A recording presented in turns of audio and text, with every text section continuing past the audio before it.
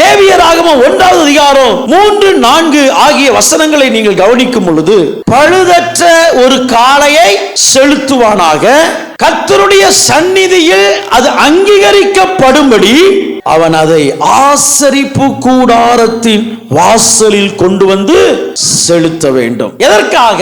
அது அங்கீகரிக்கப்படும்படியாக. என் அன்புக்குரிய தேவ பிள்ளைகளே, நம்முடைய வாழ்க்கையில நாம் தனிப்பட்ட முறையிலும் தேவ சமூகத்தில் அந்த சாபங்கள் அல்லது தோஷங்கள், தீமைகள் நீங்கும்படியாக நாம் நிற்க வேண்டும். அது மாத்திரமல்ல, ஆசரிப்பு கூடாரத்திலும் வந்து நிற்க வேண்டும். அதற்காக தான் நம்ம உபவாச ஜெபம் என்றும் பல ஜெபங்களை நாம் ஏறெடுக்கிறதுக்கு காரணம் என்னன்னா, நாம் தேவ சமூகத்தில் நிற்கணும். தேவ சமூகத்தில் நிற்பது என்றால் என்னன்னா, ஒரு உத்தரவாதம் பண்ணி நிற்பது. அடுத்த வசனத்தில் நீங்கள் வாசிக்கும் பொழுது, அது தன் பாவ நிவர்த்திக்கு அங்கீகரிக்கப்படும்படி தன் கையை அதன் தலைமேல் வைத்து.